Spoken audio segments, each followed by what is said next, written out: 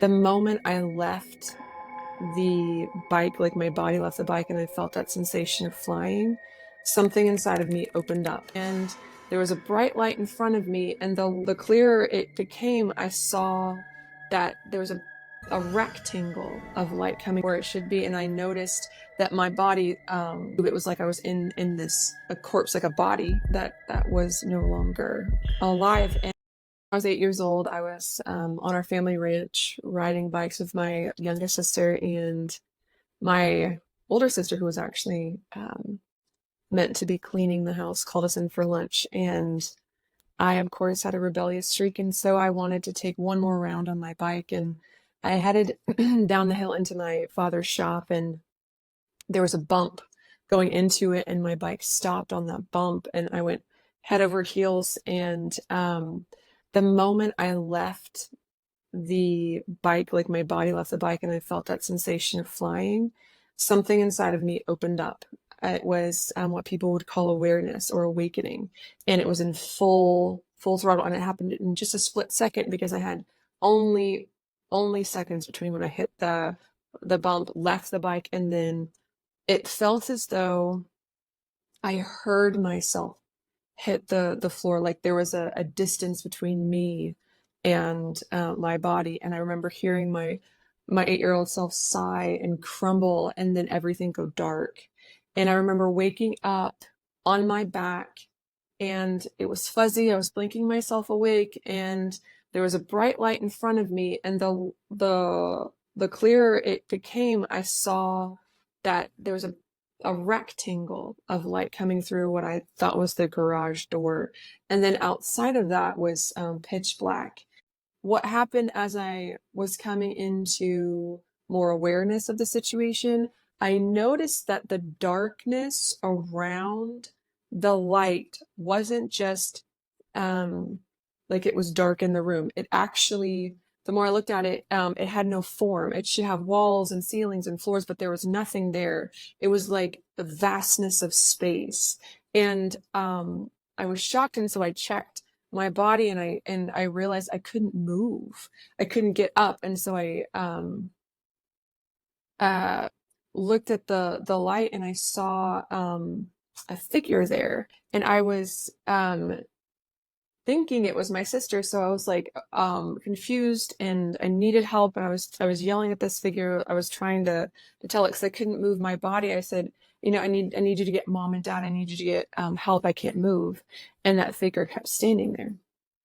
And um, as that figure stood there, my awareness in the back of my head took in um, the light that was around the figure, and I was looking at it, and I should have seen like a barn in the back, like a hay barn, and I should have seen the sky. I should have seen the vast rolling plains of where I was raised, and I didn't see any of that. And so it all clicked between the blackness and the light, and I took it all in, and this awareness hit me that I was not in the place I was raised anymore. I wasn't on the ranch anymore. I was in this in between space that looked like the outline of the garage and the inside of the shop where it should be. And I noticed that my body, it wasn't just I was heavy. It wasn't like I couldn't move. It was like I was in this like a corpse, like a body that was no longer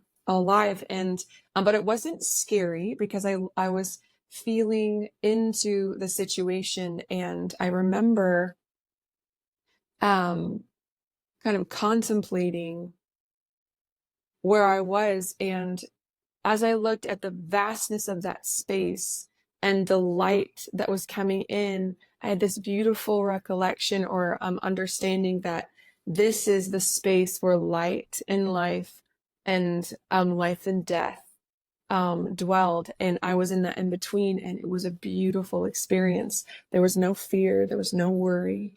And I went back to that figure, and I realized obviously it wasn't my sister. And I asked, is this heaven? Is this where we go when we die?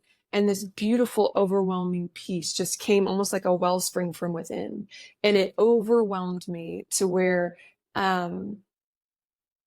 yes, it was the place where we went. And yes, it was a beautiful place, but also this this peace turned into this understanding that this is love. This is where love exists. Like life comes from love. And so all of that understanding hit me. And I just dwelled in that for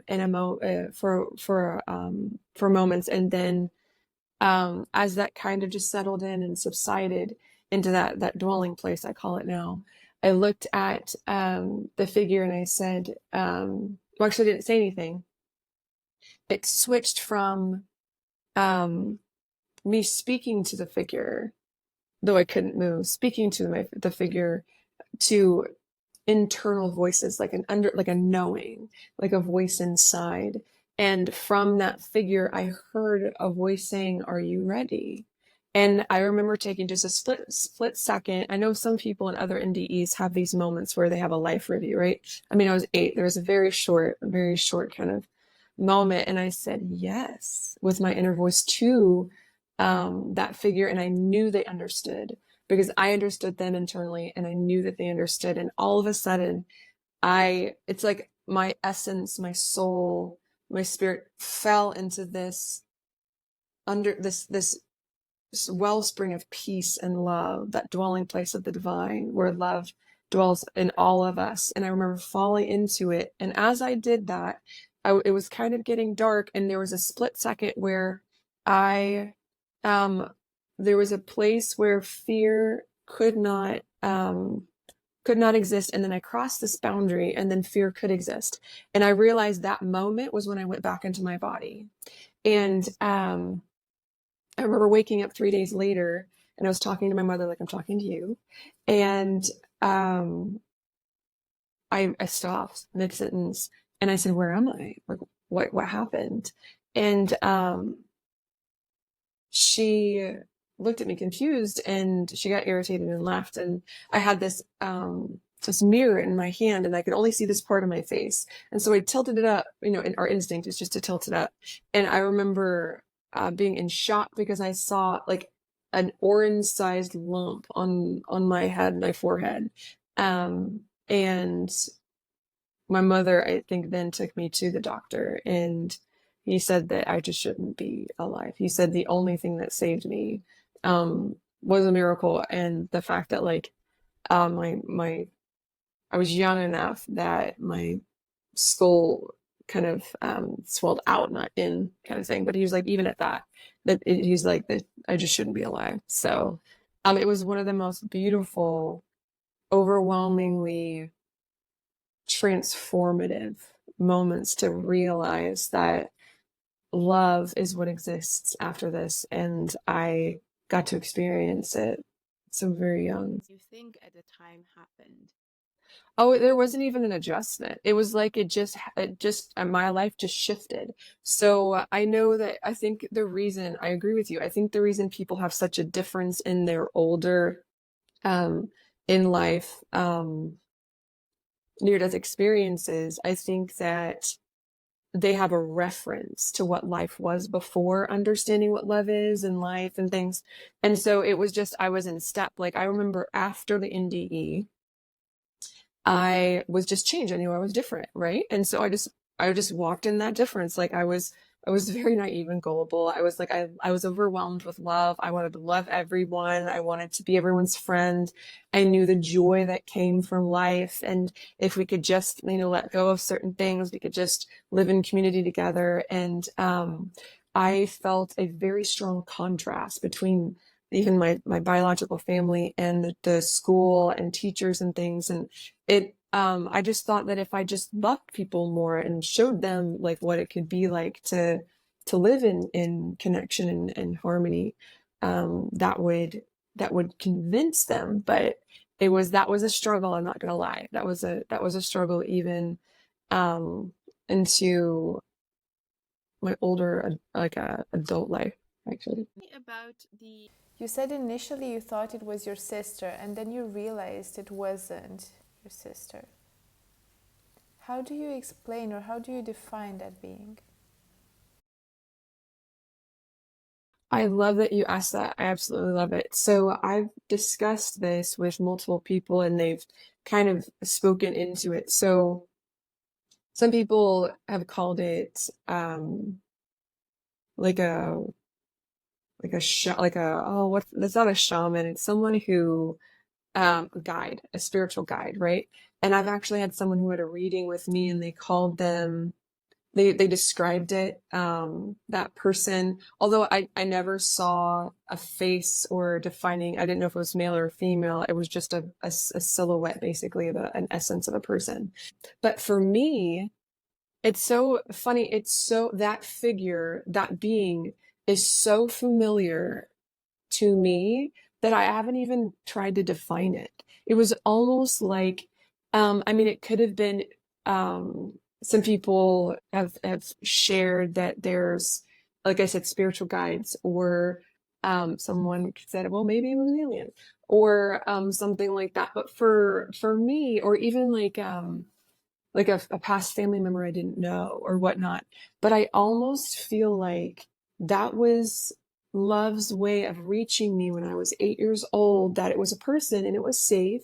And that's how love reached me at that point. And so I think it was just another form of love showing me a guiding way to connect with me, because in my life after that I've had many moments like that where life or love has connected with me, whether in voices or premonitions or healings or something like that, or even people who I found out didn't exist. So like, people will say, oh, I met an angel or something like that, or I met someone, a spirit guide or whatnot, and they go back and they can't find that person. And I just think that love became something I needed in that moment, and knew it was safe enough that I didn't need to define it. So I I think it was just another form of love reaching me, to be completely honest. Just like people connect with angels, some people connect with like aliens, some people connect with spirit guides. I think that for me right then at 8 years old, that's what I needed. And so I just think it was just love showing up how I needed it.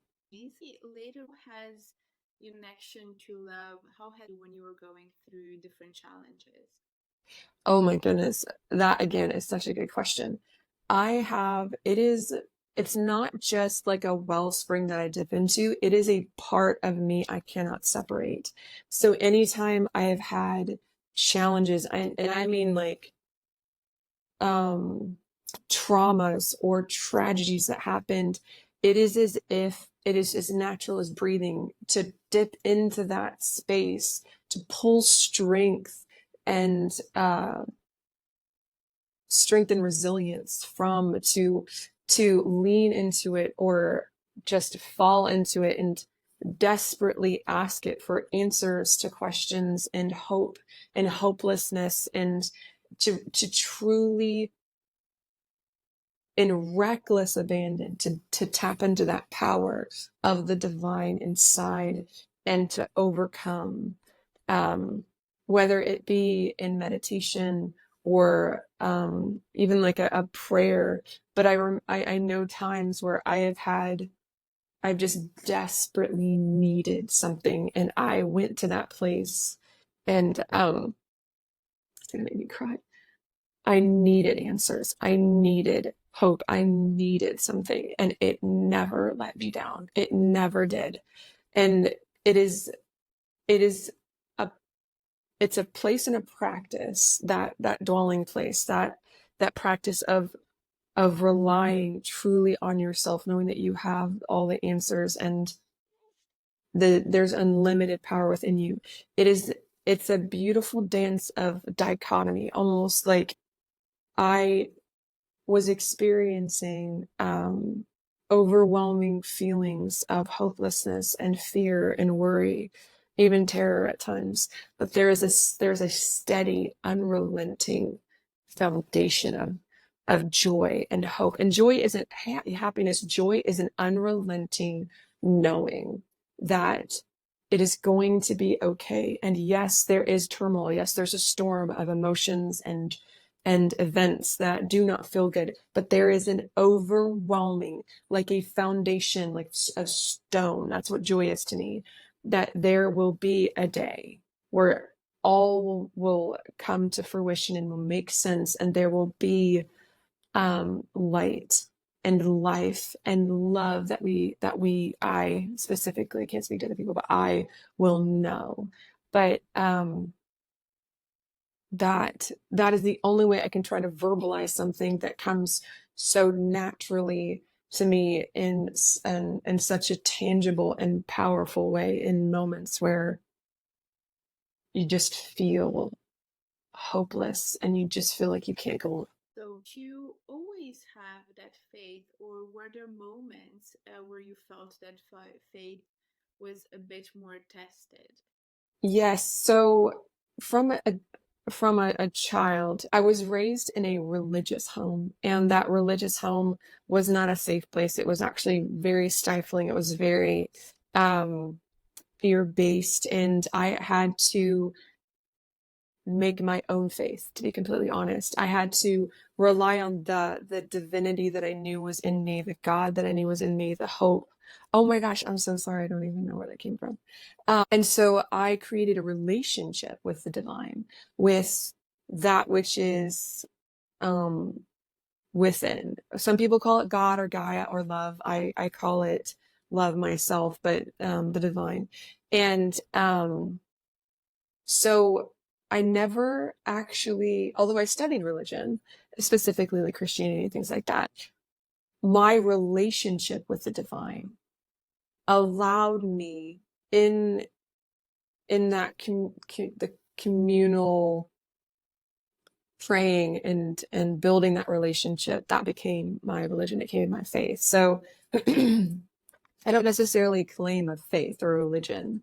I know I have a relationship with the divine. And so as these challenges came to me, I had faith in that. I had faith in that connection, that power that is so intimately connected with me. There's no separation, although I know it's what holds this entire universe together. So I can understand how people could call it a God or whatnot, or divinity or whatnot. But I just know it in my personal relationship every time I was tested, that it showed love. Like the base note, the essence, all of that power of divinity is love. So when yes, my religion, if you want to call it that, is faith in that. And I know that later in life you've had quite a health scare and then a miraculous recovery. Tell me more about what happened, and I would love to know what emotions you've gone through at every stage of it, because I can imagine it's definitely not an easy path to walk. Oh gosh. Yes, I really appreciate you bringing that up. Well, so in 2015, I moved to Dallas, Texas, and the next year, both my parents were diagnosed with two kinds of cancer. My mother in the spring, my father in the fall, and both of those kinds of cancer killed their parents or their immediate family members. And so that takes me into a situation where I had to get tested. And so I got tested for the gene mutation that gives you an 70 to 80% chance of getting all of the estrogen-based cancers, which they call the killer cancers. And I was tested positive, and then a week before my 33rd birthday, I had to go in and get um, tested, physical examination and such, to clear myself. And during that situation, leading up to, so realizing that both of your parents have cancer, and then you have a genetic mutation that gives you, I mean, basic odds that you're going to have it by the time you're 70. Like, because it's a 70 to 80% chance by the time I'm 70, and after that's imminent. And I know it was only 32 at the time, but the the fear that built up during that, let's say, year-ish until I went into the doctor varied between like denial, and then denial turns into this knowing, right? It's like a knowing that you just don't want to accept. And so by the time I was in that doctor's office, I mean, I was in between fear and just absolute terror. I was teetering on that. And so during that situation, or during that examination, when they did not just diagnose me with breast cancer, I had bilateral breast cancer, lumps that were the size of your pinky, the top digit of your pinky on both sides. And that's an almost, it's a guarantee that you have it and it's progressed. And so after I realized that, I broke down. I was um in the realization of acceptance that this is it was almost like a numb acceptance of just that the terror is just settled in, and you just know what you're going to have to walk through. Because my mother's mother died of ovarian cancer at her age. My mother had ovarian cancer and breast cancer. Um, my father had melanoma and thyroid cancer. His sister and his father all died of that. And so I knew the radiation, the chemo, I knew the money that we were going to have to spend that I didn't have to get this. I knew like I was going to probably get let go of my job. It was just, I knew the hardships that I faced. And so it was just, it was the end. Like it was hopeless. This was the only road that I knew to go on. Because if I did take the road of the chemo, radiation, things like that, I knew what I was going to face, or I was just going to let this take me and I was just going to be done. Because to be quite frank, I just didn't want to do that road. So I want to, in full disclosure, like I had a moment. I was diagnosed on a Thursday, and I had 3 days before I had my emergency biopsy. So I had to get my affairs in order and such. And it was Saturday night before. Yeah, it was a Saturday before I went in on Monday, and they did a 3D mammogram, an ultrasound, and a lumpectomy. And so I had this moment where I sat down and I decided, because I really thought about it. I was like, do I want to do the treatments? Do I want to do that road? And I said no. I was okay with just allowing whatever happened to happen. And I would have however many years I would have. And so, and actually coming to that decision, even as young as I was, you can imagine the how set I had to be, how firm that this decision would have been made. So I can understand when people say that they are hopeless. I can understand when people can say they live in fear, true fear, like terror, because there's no describing, honestly, unless you've been in that situation. Like I think that people don't understand a life-threatening situation when it comes to like the terror of that. Like people can live in fear, and I'm not degrading this, but you step over into a completely different realm of fear and terror when that happens. And so that was really where I was at that time before the healing happened. And I can just imagine being faced with such a diagnosis and such a condition. And I'm very sure I cannot even begin to comprehend what you must have gone through. But it feels daunting. It feels like something that's larger than life. And it almost feels like whatever you do, you can just not think of anything else or do anything else. And almost like your life up until that point that has completely changed because this thing has just taken over everything. Yes, it's consuming. You decided you wouldn't do chemotherapy. What did you do and what happened? Well, as I said, I was in this room, and it was at night, and I had this moment of realization that I just did not want to go through with anything, and I was just going to let what happened happened. And I remember the room was dark, and there was a floor to ceiling window, and there was a full moon outside, and I was staying at a house with a pool, and it was surrounded by beautiful foliage. And I was just sitting staring outside and quietly in this room, maybe 8 o'clock at night. And it was silent. And I remember just dwelling in those feelings, dwelling in that knowing and that acceptance. And then something happened in the room.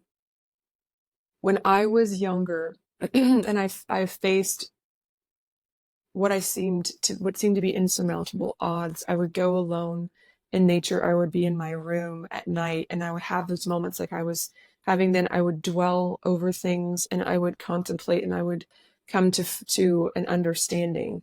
I would go into that dwelling place, right, and ask questions and find answers there. And so on that Saturday night, in that moment, it was like I shifted into um, that mindset. And I went into this dwelling place, this commune with the divine. And it's like it started stirring something in me. And I wanted to just sit with the divine, because normally I would just sit there and dwell and find peace, but it was almost like a stirring, and I didn't understand. And I was so upset because I couldn't find that sense of peace in what I decided. I couldn't find that um that steadiness. And so it started building and building, and I started asking, I was like, what is this? Why am I feeling like this? Why don't I have peace about this?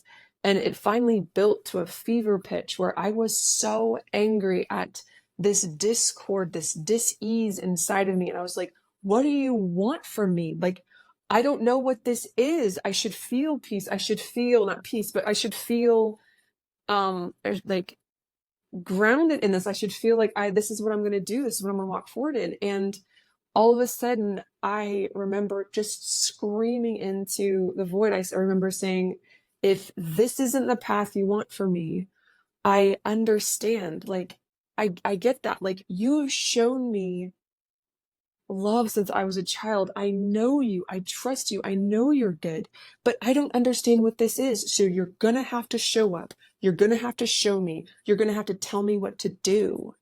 And just then, like, of all things, two Bible verses dropped into my understanding. And the first one was faith like a child, which makes total sense because that was something I clung to as a child. Like that was a Bible verse or a bit of wisdom that that never failed me to truly have faith in what that connection with the divine, with that which I knew, that relationship. That made sense. But the second one was I was to go before leaders in a church and have them lay hands on me and pray. And this came from a story in the Bible where people who had no money, that were very, very poor, that could not afford any kind of healthcare, would go before the leaders in the church and they would lay hands on them and pray, and they would be healed. And what you don't know about my story is that, so on Thursday I was diagnosed, and Friday I had two friends come over. They were like brothers to me. I told them about my situation, all of it, like my family history, what I was going to face, and what the help I needed. And they had been very kind. They listened to me, but what I didn't know is they had started practicing laying on of hands. So they went to a church that was new to them, and they told me that they were going to lay hands on me, and I was going to be healed. And of course, like I didn't want to say no because they're my brothers. I loved them. They were very sweet, and so they did. And it was a beautiful experience. I felt very connected with them, but that was it. That's all. I didn't feel anything. There was nothing changed, and so I just kind of sent them home on their way, and um, I just let it be what it was. And also, I told you I had a religious background. Part of that was going to like tent revivals. I don't know if anyone knows what those are, but they would go to where a preacher was or whatever, in a tent in the middle of nowhere, and people would lay hands on people. And I mean, I still know people who are in wheelchairs or who are very sick that have were not healed, are still sick to this day.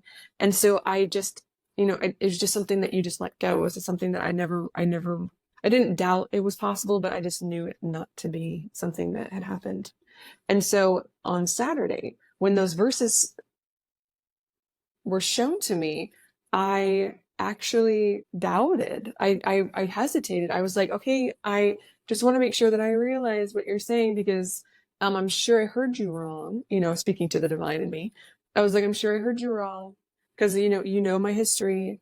My brothers came over, it didn't work, kind of thing. And so, long story short, after long moments of debating with the divine, that assurity, like that knowing beyond a shadow of a doubt that I've had before, that came 100% true through faith and reaching out. I was like, okay, well, that's what I'm going to do. So the next day I called my brothers up and I said, listen, I'm going to go to your church. And I'd been to this church before, and I ended up um, I ended up leaving because I had discussions with the leadership, and it just wasn't a good fit. But when I showed up that day, I walked straight up to the pastor's wife and I said, I was told by the divine, what you call God or what I call love, that I was meant to go to a church and have people lay hands on me and pray, because I have breast cancer and I'm going to die. And so she looked at me and tentatively agreed. And I was in the front pew sitting down. I couldn't even stand. I was just exhausted. Like, I was just absolutely overwhelmed with the exhaustion of that, the emotions that I was going through. Worship started. The pastor's wife, I think she was called pastor, she brought everyone over who she had anointed as elders to lay hands on people and pray. Now, one of the reasons I did not go to this church moving forward is because they had told me and others around me that only they, the pastor wife and the pastor husband, and those that they had anointed, could do miracles and magic and harness the power of the divine, or God, I guess, because they were apostles and only they had that power.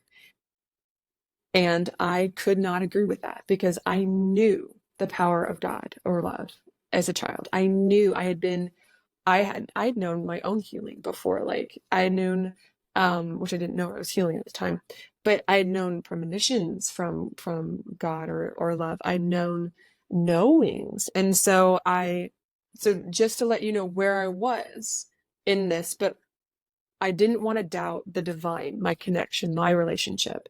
And so no matter what they said, no matter how I felt towards them, I knew I was meant to do this. So I was trying to be as open as possible. So they laid hands on me and they prayed. Some were speaking in tongues, some were singing, some were, I'm fairly certain, trying to exorcise something out of me. And they stayed there for song. And the longer they stayed, just the harder I cried, because nothing was happening. I didn't feel anything. There wasn't a shift. There wasn't a knowing. There just was nothing. And so eventually they all left, like all of the elders, the pastor's wife and things like that, they left. And, my friend's hand was upon me, and then another hand was on the small of my back, a very tiny hand. And, I just cried and cried, and with my head hung. And I remember settling into that space again within me, just turning off everything outside of me and just going to that dwelling place with the divine. And I remember speaking to it in just absolute understanding, acceptance. And I said, I still know you're good.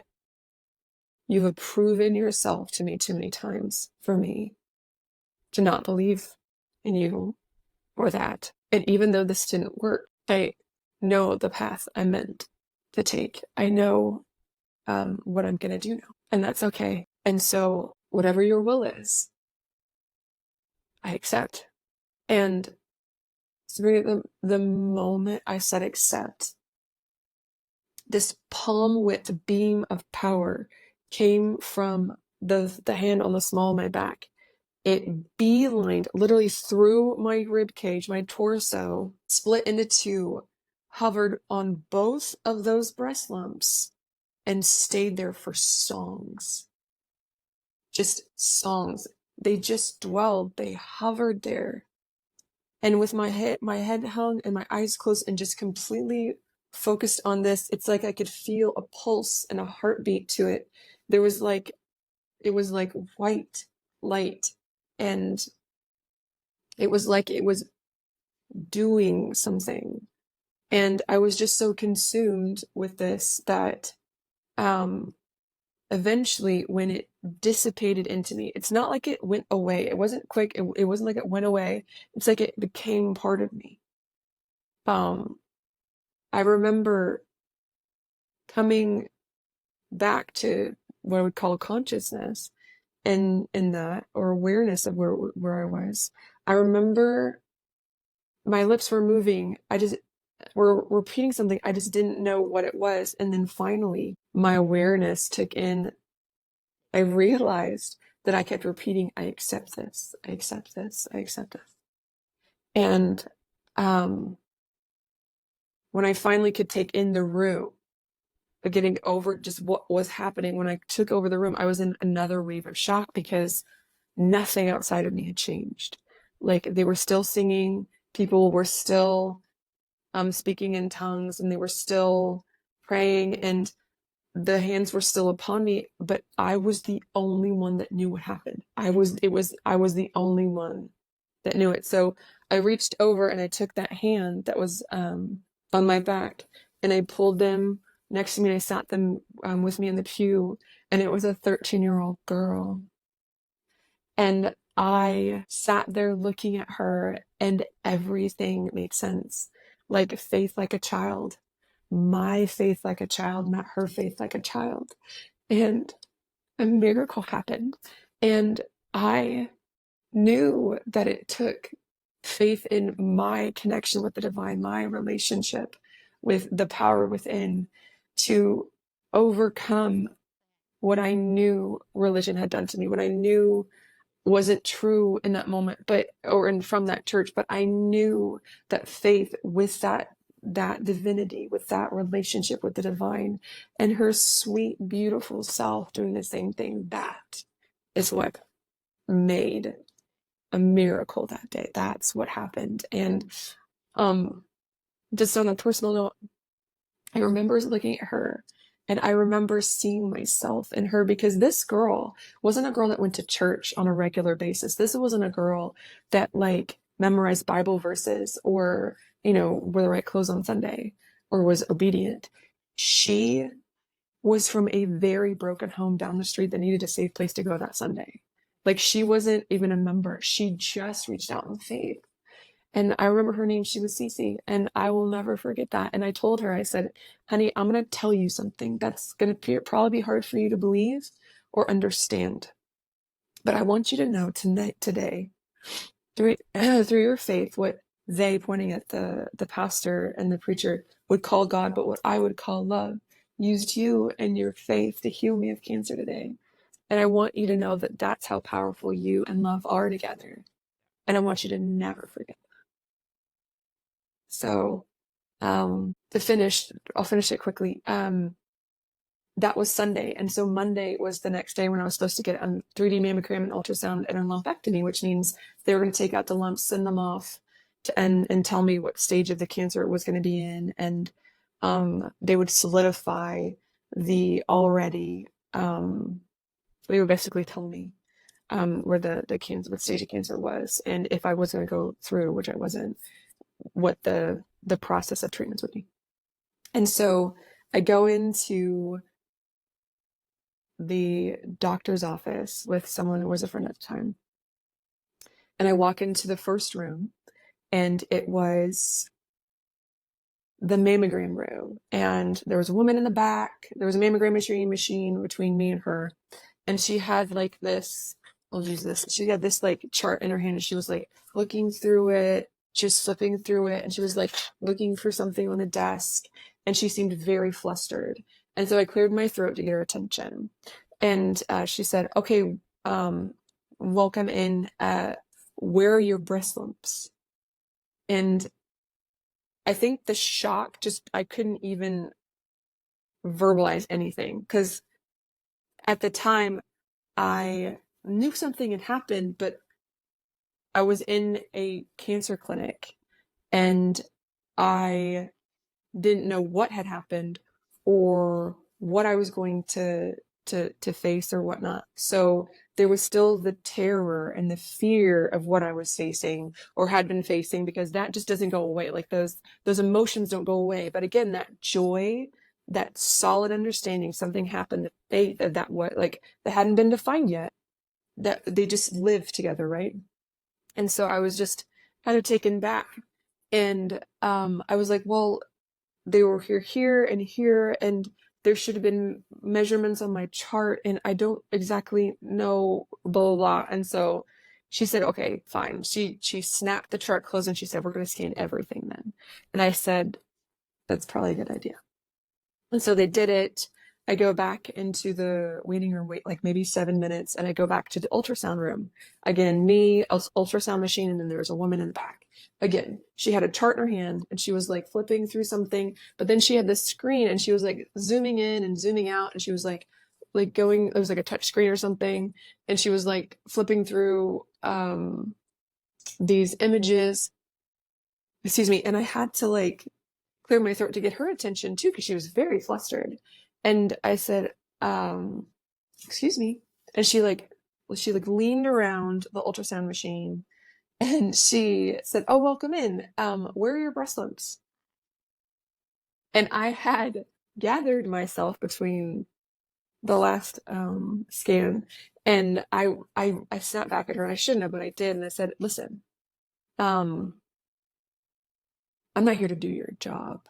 And there should be information on that chart that measured me, had all of my treatments that they told me to. There's information on that chart, and you need to find it. But also, I know that to be my mammogram scan. I know that you have them. I know that this is a 3D mammogram. It can pick up the smallest amount, the trace amount of cancer that we have in our body. So I need you to look at that scan and look at that chart and do your job for you, because I can't do it for you. And she snapped the chart shut. She's like, well, then we're going to scan everything. And she did, a bit too enthusiastically for me, in my personal opinion. And as she was leaving, she said the doctor will be in to finalize everything.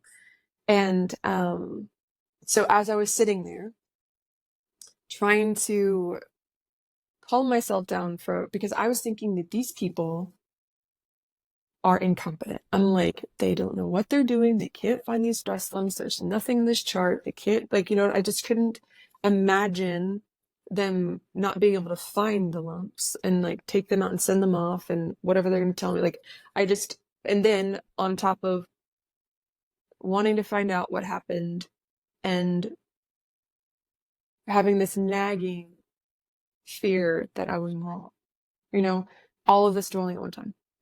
And so I was sitting there, and on top of that, I was about to get cut open. Like, they were like lumpectomy. They literally just numb you, cut you open, take out this lump, and sew you back together, and then send it off. And I'm like, it was a lot. So while I was trying to calm myself down and gather myself, this short-haired, silver-haired doctor with a white coat comes flying into the room. He introduces himself and says hello. And then before I can say anything at all, he comes over, leans in, pats my left kneecap and says, thank you for coming in, Miss Cara. We'll see you when you're 40. And tries to turn around and leave the room. And I snap, Sabrina. I just lost it. I jump up, like, basically half naked. I grab this man, I shake him, I turn him around, and I say, listen, I do not know what's going on. But you have lost my breast lumps. The 2 nurses that did the scans, and you have lost, like, something's going on. I need you to poke around You're going to lay me down. You're going to do an exam. You're going to find these lumps. You're going to take them out and you're going to send them off. And you're going to tell me I don't have breast cancer. And I know that that is um, very unprofessional and probably made me look like a lunatic. But I lost it. And so he stayed there and looked at me for just a moment more. And he shook me off and he like replaced his hands on my shoulders and shook me just a smidge just to kind of like loosen me up. And he said, ma'am, I have no idea what you're talking about. But we have done every scan we need to find anything within you. There, there is no cancer. There is no lumps. There's nothing to find. And then turned around and left the room. And everything hit me at one time. And I remember stumbling back and sitting down on the ultrasound machine table. And I remember having to face what I was about to do because the breast lumps that I had, one of them was so far out of my breast tissue, you could feel it. Like it could tangibly feel it. And when I was originally on Thursday, when I was diagnosed, the nurse could tell I was having such a hard time accepting it. I just would not do it. And so she literally took both of my hands and she found that breast lumps and together she pressed down so I could feel it, so I could like tangibly touch it. And then she had this false breast and she did the same thing and compared that lump to what a cancer lump actually feels like. And so in that ultrasound machine room, knowing everything I had just faced, like my hands were like shaking, I lifted that gown and I put my hands where that lump was and I pressed down. And Sabrina, there was a pinky sized with divot in my rib cage and a bruise sensation, and that was the only evidence anything was ever there. Like love had dissolved death within me. It had taken away. It just taken it away. It made it disappear. It's like it renewed me. It made me anew. And I never thought, it never crossed my mind ever that I thought that if something had happened, it had encapsulated the cancer and I was taking it out and they wouldn't find any more, or maybe it was a misdiagnosis or something like that. Like, that because I knew something had happened. I knew something had changed in those moments. I knew I had been healed, but I didn't know I had been made new. That it was just fun. I was not prepared for that kind of love. I just was not. In that moment, I was changed. Like I, as a person, changed. And I knew the unlimited power of love within me. I knew the limits. There was the limitlessness that love would go to reach me, to know me, to connect with me, to allow me to understand beyond a shadow of doubt that it was real and it was true and it was there for me. And that has never left me. And not only that moment was defining all the other moments before, all those moments as a childhood with the near-death experience and the premonitions of loved ones' deaths and like all these moments of real resilience I needed to get through, like tragedies and traumas, and it all made sense that love, this what I'd known in my NDE, what the power of the universe that held everything together was love. And it was so intimately connected with me and unlimitedly powerful. And I was one with it. And that creates an understanding that anything is possible. Anything. And I have never been the same. Never. Such a beautiful story, Tara, and so inspiring and so impressive. And I think the part that stuck with me most is your acceptance of God's will, of what will come.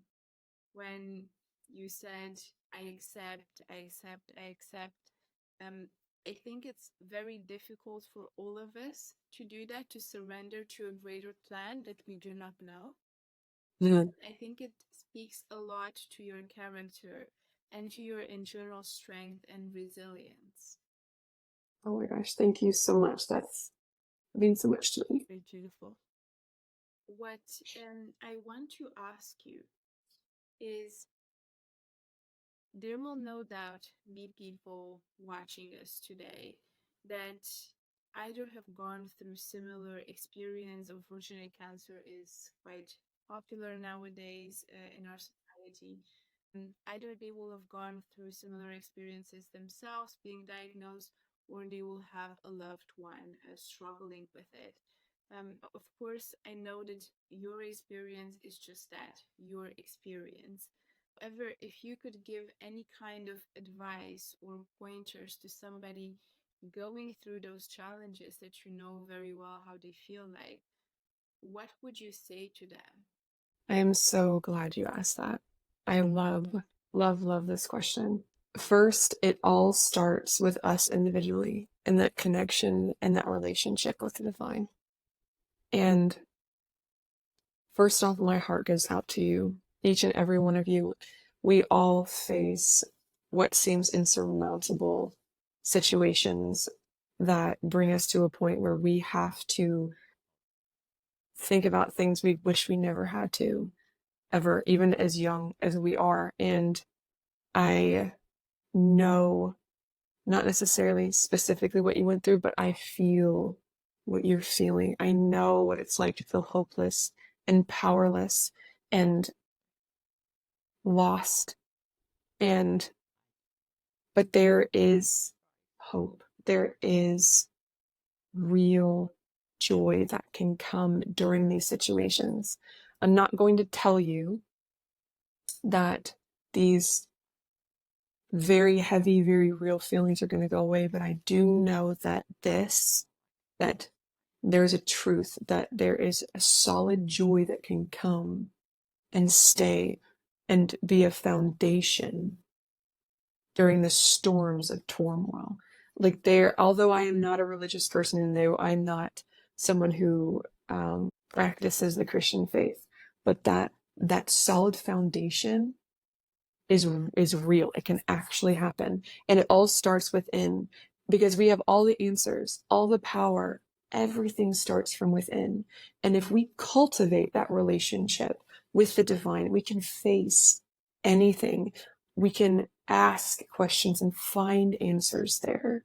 And no matter where we are emotionally, that is where I would always tell people to start.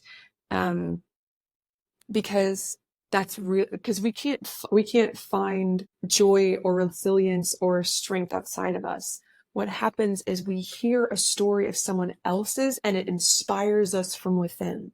So I would love to encourage you to start with yourself and to ask those questions, be honest, and know that and have faith that you are unlimited in your power of love and making it through this situation. And it again is, like you said, it's everyone's story is different, right? But we will get everything we need when we need it. If we seek and we ask, we will find those answers. And like if we need, I have known, the reason I say this is because I've known these situations. I've needed people of strong faith to be with me. They will come. We just need to ask. Some people call it manifest. Some people call it praying. Ask for those things, right? Answers to whether we're facing, let's say we lost a loved one and we're just grieving. Ask to find joy in grief, because I've known that. Or something happened to us physically, so we're ill or there was an accident. Again, finding the joy in grief and the lessons that we can learn, and never fearing these emotions like the anger and the terror and the confusion and things. Really embrace them. Don't be consumed by them, but embrace them. They have things for us to learn from, and journal. Like I love journaling, even if it's just like you're just angry and you're writing out every angry thing or every confused thought or whatnot.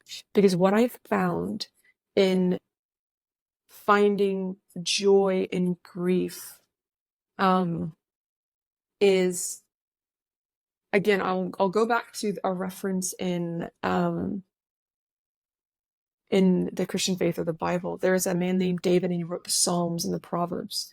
And there is wisdom in every religion. I know Christianity the best because I was raised, but in college I studied a lot of religions. But what I find to be one of the most powerful tools I found through a man named David in the Bible. And what he did was he would have these prayers or journal entries, and he would just be so angry or confused or sad or just full of terror.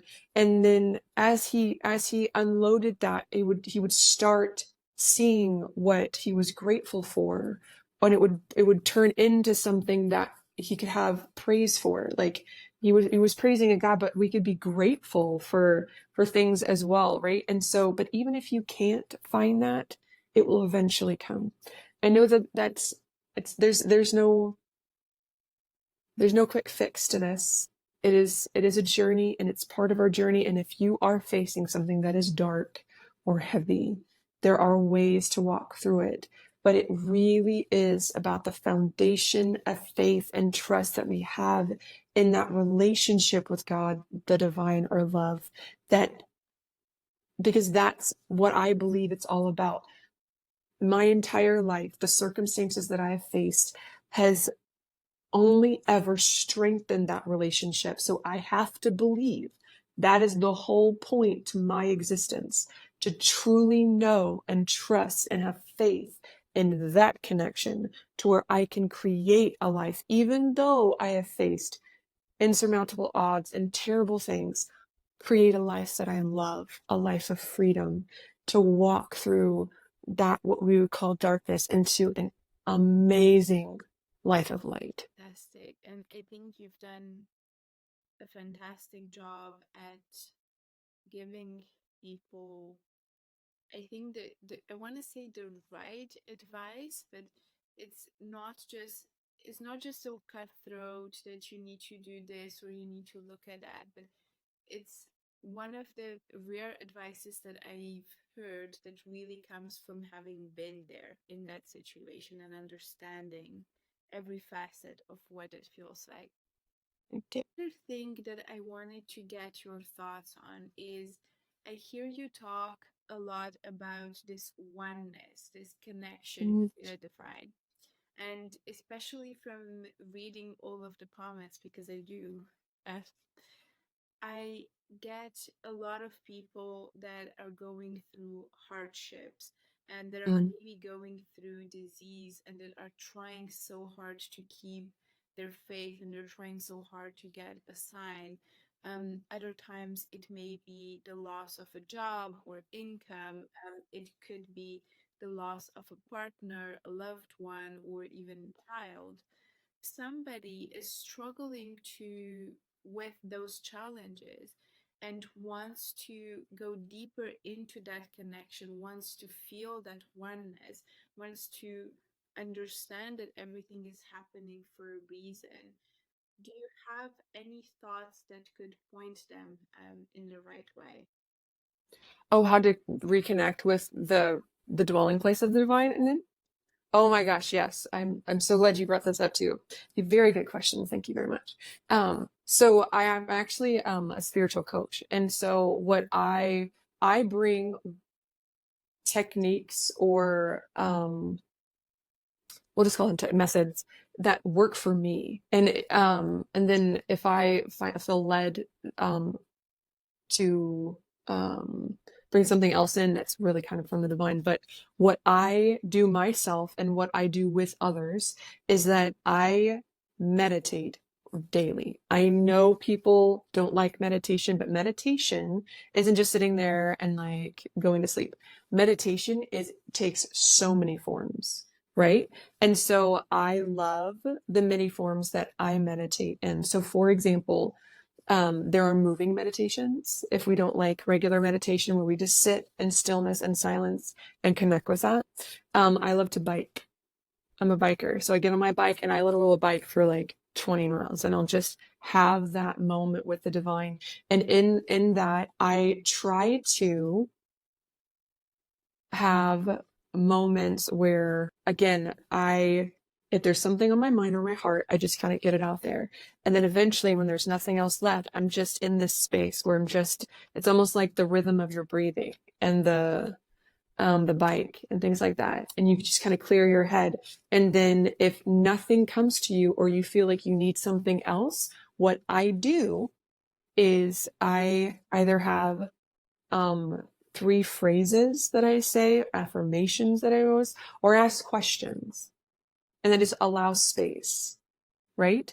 And that can be in an example that you can use for weightlifting or swimming or walking, right? Um, I think it's really important, or even like yoga, stretching, or whatnot, if you need a moving meditation. But that also applies to sitting in stillness and allowing yourself to either be in silence and stillness or to actively have an intention before I walk into that. And that intention can be very simple, like, I want a better relationship with you. How do I do that? Start with that. Like, if you just be really like, there's a phrase in corporate, it's called KISS, KISS. It's called keep it stupid simple, right? And just do that. Like, I mean, there were times when I was like, I need to feel.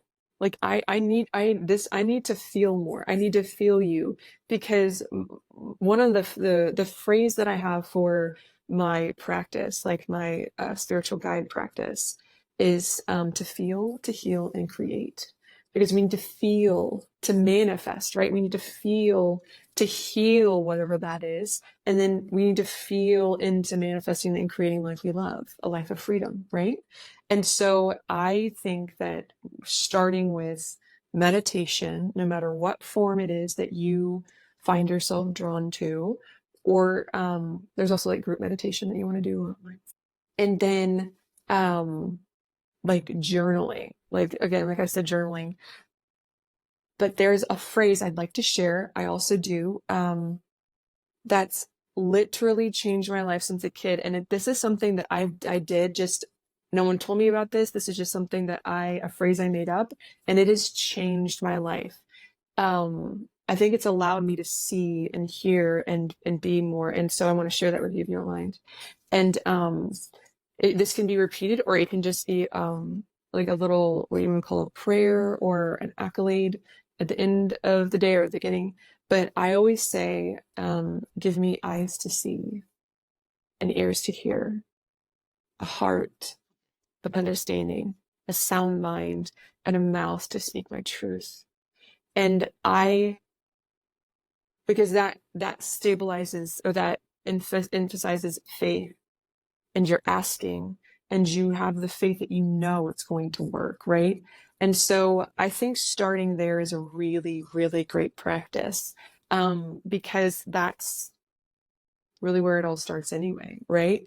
And so if you want to call it a meditation or a prayer, journaling, and I think those two are really great ways to start. And to I guess one more thing. I think that focusing on positivity. No, I'm saying like happiness. Like I'm saying like, I would. I share this in the book I wrote. It's called Love's Miracles and Misery. And as a kid, I would just repeat in meditation, um, the fruits of the spirit, which would be love, joy, peace, patience, kindness, goodness, gentleness, faithfulness, and self-control, right? And I know it sounds silly, maybe to some people, or it may be redundant, but I think that continuing a practice of starting and continuing a practice every day of those foundational things is paramount to wherever it, because you can go anywhere from there. Like you can end up You can get messages, like you can discover different gifts. You can like develop that relationship with the divine. Like you can deepen your knowledge and understanding of yourself. Like there, I just think that that is the foundation of the foundation rock of what I would tell anyone to do. And people want to reach out to you or check out your book, where can they find you? So my website is carmarlene.com. Thank you for asking. And you can find my spiritual one-on-one practice. So that's a one-on-one. And then there's a group that gathers every month for like we'll share stories or we'll have journal prompts, meditations. I'll share other NDE stories or I'll have other people come on the podcast like yourself. It's just a really great time to gather other people, find a community of like-minded souls that are on their spiritual journey together as well. And so that's the coaching, the community. I am on YouTube. I do meditation, free guided meditations, affirmation videos. It's at Cara Marlene as well. And I mean, I'm on TikTok if people like TikTok. It's at Cara_Marlene as well. So those are the places. Oh, you can get my book through my website, or you can go to Amazon. It's called Love's Miracles and the Misery. I think you'll have to put my name on there too to find it.